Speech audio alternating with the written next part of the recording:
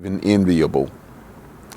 But every time envy appears in the Bible, we see three things. We see deception, we see destruction, and we see death. There are quite a few examples that we have in the Bible of envy. The first of which is found in Genesis, where Cain envied Abel, and as a result, what did he do? He killed his own brother. Jacob's sons become envied of Joseph, so they hated him and sold him into slavery, doing away with him.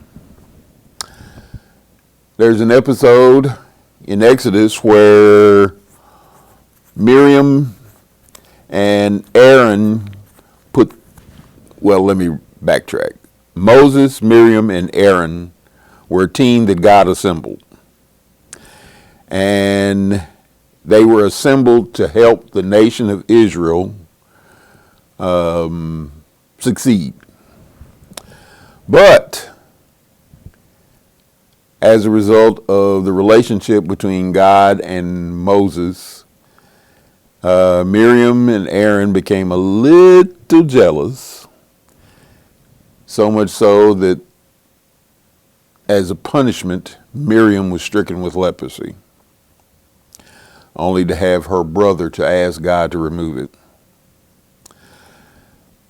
The disciples were each riddled by envy of each other.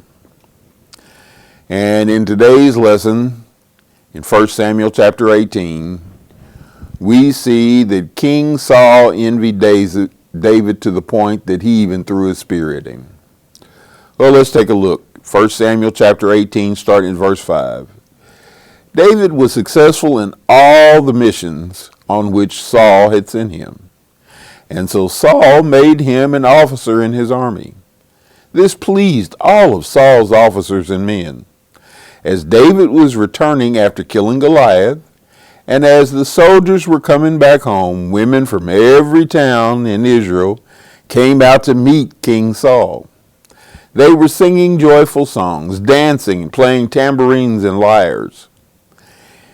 In their celebration, the women sang, "Saul has killed his thousands, but David tens of thousands." Saul did not like this, and he became very angry. He said, "For David they claim tens of thousands, but only thousands for me. They will be making him king next." And so he was jealous and suspicious of David from that day on. So we're going to see that there are some things that envy creates. The first of which envy creates is anger. David walked according to the will of the Lord at this time. He battled victoriously, and he won the admiration of his people. But he wasn't ruined by their praise. The women came out when he returned from battle, dancing and singing. David responded to this praise with humility. But Saul responded with anger. When you become envious of others, their success and recognition can cause you to become angry. And envy keeps you from hearing the positive things said about you, and instead, it becomes an unwinnable contest. You'll find no peace, no joy in your life because you are too busy being angry. Well, here's that reflection for you. Have you ever found yourself so angry that something or someone have robbed you of your peace and joy? Well, the next thing I want you to think about is, what did you do about it? So, we see that envy creates anger. We see envy creates violence. 1 Samuel 18, verse 10. The next day, an evil spirit from God suddenly took control of Saul. Now, who did the evil spirit come from? It came from God. And he raved in his house like a madman. David was playing the harp as he did every day, and Saul was holding a spear. I'll pin him to the wall, Saul said to himself, and he threw the spear at him not once, but twice. But David dodged each time. So, this envy creates violence. The evil spirit came upon Saul. But this time, David's music did not help. It didn't work on soothing the savage beast. Why? Because Saul's envy put him in a situation where he could not be calmed. A friend of mine's grandfather often said, "He whom the devil would destroy, he must first make angry." So he had caused ignorance to allow him to become violent. And anytime that you have too many problems or too many Sauls in your life, they can create problems. No matter what David was doing to help, Saul was not going to be calmed. Instead, he wanted to kill David. When envy is not dealt with, it becomes dangerous. Now, notice the only difference in the letter anger and danger is the letter D, and I usually attribute that to the devil. So your anger turns into violence. Notice how quickly Saul became violent. He went from doing something he would normally try to killing David. This is what envy turned into. It becomes violent. So after it becomes anger, after we see it becomes violent, it creates fear. Envy creates fear.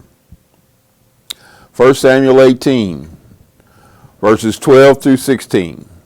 Saul was afraid of David because the Lord was with him, but had abandoned him. So Saul sent him away to put him in command of 1,000 men. David led his men into battle and was successful in all he did because the Lord was with him. Saul noticed David's success and became even more afraid of him.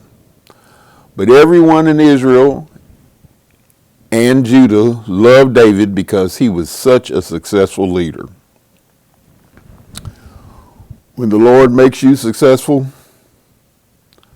others may become fearful. Saul was afraid of David because God was with David. Saul's next move was to remove David from his position as the court musician and the captain of the bodyguard and make him captain over 1,000 men and send them out to battle. He was hoping that the Philistines would kill David. But the more successful David was, the more Saul feared him. And apart from God, there is always fear. What is fear? False evidence appearing real. Envy goes from anger to violence to fear because you don't realize that you're alone. The next thing that we're going to see is envy creates scheming. 1 Samuel 18, starting at verse 17. Then Saul said to David, "Here is my older daughter Merab. I will give her to you as your wife on condition that you serve me as a brave and loyal soldier and fight the Lord's battles." Saul was thinking this way: the Philistines would kill David, and he wouldn't have to do it himself. David answered, "Who am I? And what is my family that I should become the king's son-in-law?" But when it came time for him to marry Merab, or for Merab to be given to David, she was given instead to a man named Adriel from Maholah. This is rather devious. This was a rather devious action of Saul. Saul's daughter, Michal, however, fell in love with David. And when Saul heard of this, he was pleased. He said to himself, I'll give Michal to David. I will use her to trap him, and he will be killed by the Philistines. He is obsessed with this killing by the Philistines. So for the second time, Saul said to David, you will be my son-in-law. He ordered his officials to speak privately with David and tell him, the king is pleased with you, and all the officials like you. Now is a good time for you to marry his daughter.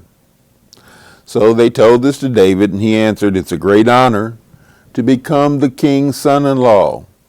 Too great for someone poor and insignificant like me. What we see here is Saul is determined to get David killed.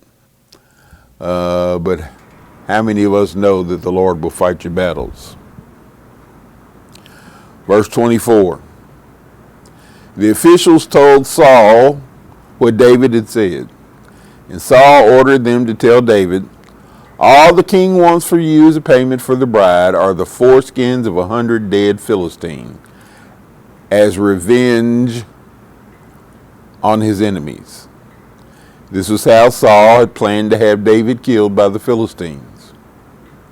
Saul's officials reported to David what Saul had said, and David was delighted with the thought of becoming the king's son-in-law. Before the day was set for the wedding, Saul and his men went and killed 200 Philistines. He took their foreskins to the king and counted them all out to him so that he might become son-in-law. So David had to give his daughter Michal in marriage. So Saul had to give his daughter Michal in marriage to David. Saul was essentially just a good old backstabber. So we see that envy creates scheming. You have to be careful when you plot and scheme against God's people.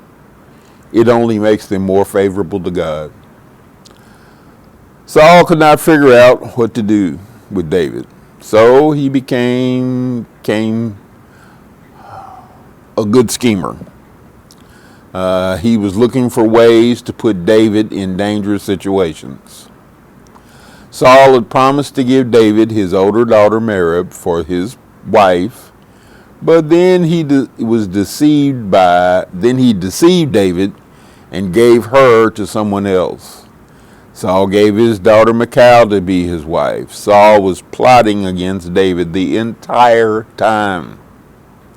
For a dowry, Saul required David to bring him 100 foreskins of the Philistines. But he was hoping David would be killed in the process. But instead, David killed 200 Philistines in order to win his wife. When you begin to plan ways to destroy your enemies, it always backfires. In fear, you begin to do things that you didn't even know you were capable of doing. So, what we have here is the reality of envy. And that is, envy, first off, is unhealthy. Envy paints the inside of the heart as an ugly black organ. Envy, as I said, is unhealthy. Proverbs 14:30 says, a sound mind makes for a robust body, but a runaway emotions corrode the bones. Think of envy in the terms that it's bone cancer. Rot means to decay. The Hebrew culture was found to be in the bones. Thus, envy is a slow death of gangrene that rots you from the inside out. It first starts by killing your contentment, then it slowly siphons the joy out of your life. Something tells me you know some people like that. It abducts the ability to enjoy what you have. It rots your reasoning, and it ruins your relationships. So, it's unwise as well as unhealthy. When it is unwise, you're in a battle that you can't win. Job 5:2 says, the hot temper of a fool eventually kills him. The jealous anger of a simpleton does her in. So it's unhealthy, it's unwise, and it's unloving. Love looks through a telescope. Why does it do that? What does a telescope allow you to do? It allows you to see more. It allows you to see vast objects. Envy looks through a microscope. I had the pleasure years ago of working on a very powerful microscope that will allow me to see bacteria on an item or on some substrate. And it blew me away to think that there was a microscope that powerful. Well, that's how envy usually looks. Where love looks through a telescope. Love allows you to see more. This lesson shows us a picture of the terrible evils of jealousy and envy. King Saul becomes so jealous, so envious of David that he progressively deteriorated mentally and spiritually. He became just crazy. He experienced episodes of insanity and made an attempt after attempt on David's life. So, there are a few things that I want you to do. I would like for you to review your life. Have you ever been jealous or envious of someone? And if you have, why? Do what Saul should have done. Reflect over your life and see how the Lord has blessed you. Think of His goodness to you. And learn how to count your blessings. Not someone else's blessings. Count your blessings. Seth Sleeter wrote these words. It's like it was yesterday. I was praying for a miracle, scared to have a little hope, and now looking back today, seeing all things you've done, I can't even add them up. 1, 2, 3, up to infinity. I've run out of numbers before I could thank you for everything. God, I'm still counting my blessings. All that you've done in my life. The more I look into the details, the more of your goodness I find.